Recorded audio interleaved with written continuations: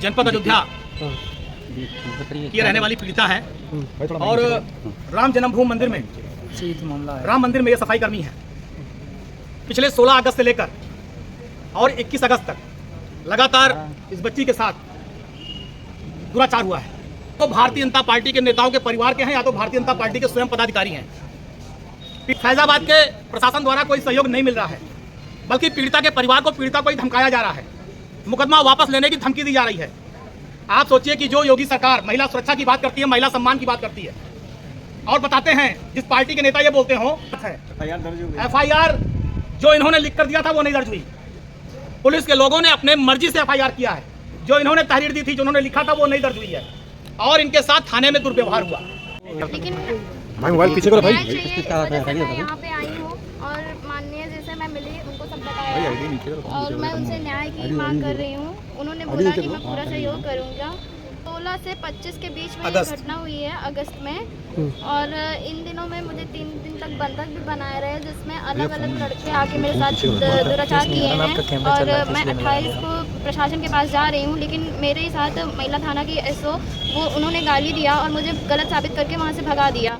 फिर SSP sir के पास जाने के बाद मेरा FIR दर्ज हुआ और मेरा मुकदमा हुआ। फिर उस पर कोई कार्रवाई भी हो। जनपद अयोध्या की रहने वाली पीड़िता है और राम जन्मभूमि मंदिर में राम मंदिर में ये सफाई कर्मी है। पिछले 16 अगस्त से लेकर और 21 अगस्त तक लगातार इस बच्ची के साथ दुराचार हुआ है और जो दुराचार करने वाले लोग हैं वो भारतीय जनता पार्टी के नेताओं के परिवार के हैं या तो भारतीय जनता पार्टी के स्वयं पदाधिकारी हैं। पीड़ित बच्ची को अभी तक न्याय नहीं मिला है। फैजाबाद के प्रशासन द्वारा कोई सहयोग नहीं मिल रहा है, बल्कि पीड़िता के परिवार को पीड़िता को ही धमकाया जा रहा है। मुकदमा वापस लेने की धमकी दी जा रही है। आप सोचिए कि जो योगी सरकार महिला सुरक्षा की बात करती है, महिला सम्मान की बात करती है और बताते हैं जिस पार्टी के नेता ये बोलते हो कि अगर बहन बेटियां रात में 12 बजे 2 बजे भी चलेंगी तो उनके साथ कोई घटना नहीं होगी। वो अयोध्या जिसके नाम पर पूरे देश में राजनीति करते हैं, दलित परिवार की बच्ची है और इसमें कई लोग हैं, 7-8 लोग नामजद हैं, 3-4 अज्ञात हैं। FIR जो इन्होंने लिख कर दिया था वो नहीं दर्ज हुई। पुलिस के लोगों ने अपने मर्जी से FIR किया है।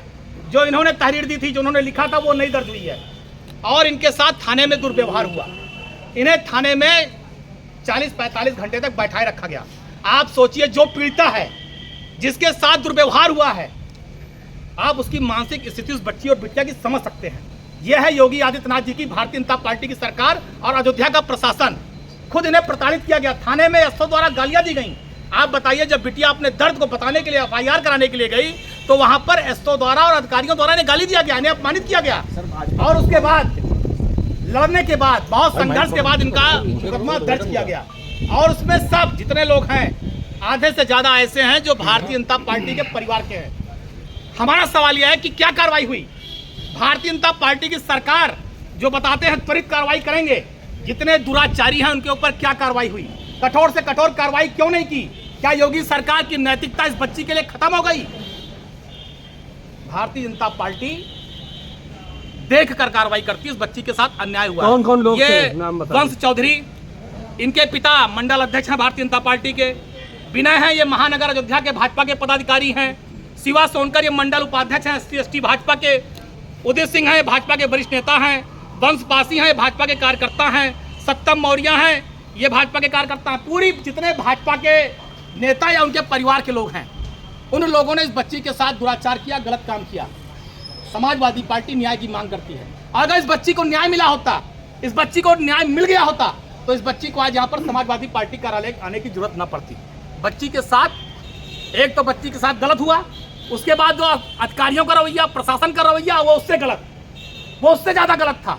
आज ये राष्ट्रीय अध्यक्ष माननीय अखिलेश यादव जी से मिली, इन्होंने अपनी सारी दुख भरी घटना अध्यक्ष जी को बताया और अध्यक्ष जी ने कहा कि हम आपकी लड़ाई लड़ेंगे, हर आपकी लड़ाई लड़ेंगे, आपको न्याय दिलाने में पूरी समाजवादी पार्टी आपके साथ है। और जो पीड़िता के साथ घटना है, जो पीड़िता के साथ घटना हुई है, यह उत्तर प्रदेश के कानून व्यवस्था का काला धब्बा है। ये उत्तर प्रदेश की कानून व्यवस्था पे काला धब्बा है। जो योगी जी 24 घंटा उत्तर प्रदेश की कानून व्यवस्था को बताते हैं और बताते हैं सारे अपराधी छोड़ के भाग गए हैं। अगर अपराधी भाग गए तो बलात्कारी कौन है, ये दुराचारी कौन है? और सोचिए इस छोटी सी बच्ची के साथ जिस तरह की घटना हुई है, कभी भी ऊपर ईश्वर इनको माफ नहीं करेगा। और उन अधिकारियों को, जिन अधिकारियों ने भी इस बच्ची, पीड़ित बच्ची के साथ दुर्दांत व्यवहार किया है, उनको भी कठोर से कठोर सजा मिलनी चाहिए। जांच करके उनके खिलाफ भी कड़ी से कड़ी कार्रवाई होनी चाहिए। ऊपर करिएगा, कैमरा थोड़ा पीछे करो, कार्रवाई हो रही है, बता रहे हैं सब, थोड़ा पीछे करो यार, लेकिन भाई मोबाइल पीछे करो भाई। मैं यहाँ पे आई हूँ और माननीय जैसे मैं मिली, उनको सब बताया और मैं उनसे न्याय की मांग कर रही हूँ। उन्होंने बोला कि मैं पूरा सहयोग करूँगा जी। क्या घटना हुई थी, कब से कब के बीच में घटना हुई है? 16 से 25 के बीच में ये घटना हुई है, अगस्त में। और इन दिनों में मुझे 3 दिन तक बंधक भी बनाए रहे, जिसमें अलग अलग लड़के आके मेरे साथ दुराचार किए हैं। और मैं 28 को प्रशासन के पास जा रही हूँ, लेकिन मेरे ही साथ महिला थाना की SO वो उन्होंने गाली दिया और मुझे गलत साबित करके वहाँ से भगा दिया। फिर SSP सर के पास जाने के बाद मेरा मतलब FIR दर्ज हुआ और मेरा मुकदमा हुआ। फिर उस पर कोई कार्रवाई भी हो रही है या नहीं हो रही है, मुझे ही झूठा साबित करा के उन लोगों ने मतलब मेरे केस को पूरा दबाना चाहा। मेरे माँ बाप को भी बहुत कुछ बताया कि मतलब मैं पैसे दिला दूंगा, अपने लड़की को समझा के रखो, दबा के रखो, नहीं तो इज्जत नहीं रहेगी, तो कुछ नहीं होगा। सब BJP के नेता भी हैं जो इसमें मतलब उस कार्यकर्ता हैं उस भारतीय जनता पार्टी के, तो उन्हें मतलब बचाने की कोशिश कर रही है प्रशासन। कौन है वो लोग आपको, आपके साथ जिन्होंने दुराचार किया, पहचानती हैं आप उन्हें? जी, मैं चेहरे से भी पहचानती हूँ, नाम भी मुझे पता है। वंश चौधरी, विनय, शिवा सोनकर, उदित सिंह, वंश पासी, सत्यम मौर्य और 2 अज्ञात हैं जिनका नाम अजय यादव है और एक होटल का मालिक है और क्या कहते हैं एक उसमें मुसलमान भी है जिसका नाम सारिक है। तो आप वहाँ पे कहाँ काम करती थी आप? राम जन्मभूमि मंदिर पे ही काम करती हूँ। थोड़ा पीछे कर वहाँ से मुझे बुला करके इन लोगों ने मतलब धोखे से मेरे साथ ये गलत काम किया है। मैं वंश चौधरी को पहले से भी जानती थी, वो दोस्त था मेरा, लेकिन वो धोखे में ले करके ऐसा किया। प्रदेश की अध्यक्ष रही हूँ और अयोध्या में पूरे दुनिया में नाम अयोध्या राम जन्मभूमि का हुआ। उसमें काम करने वाली सफाई कर्मी लड़की जो मामूली सफाई का काम करके अपना पढ़ाई और लिखाई का व्यवस्था करती थी, उस लड़की को बुला करके उसके साथ जो उसका पैसा था वो भी छीन लिया गया। और इतना ही नहीं, सामूहिक रेप होने के बाद भी वो घटना नहीं लिखी जा रही है, नहीं लिखी गई। और जिन लोगों को इसने दबाव, इनके घर परिवार के लड़की के माता पिता को बुला करके लड़की के ऊपर दबाव बना करके 36 घंटा बैठा करके कि सुलह कर लो, इतना पैसा ले लो, उतना पैसा ले लो, ये बहुत ही निंदनीय है। भारतीय जनता पार्टी की सरकार में बेटियां सुरक्षित नहीं हैं। भारतीय जनता पार्टी सरकार में महिलाएं सुरक्षित नहीं हैं। जब राम जन्मभूमि में काम करने वाली बेटी इस तरह से उसके सामूहिक दुराचार हो, कार्रवाई न हो और प्रशासन इसको संज्ञान न ले, सरकार संज्ञान न ले, इस पर हम क्या कहेंगे?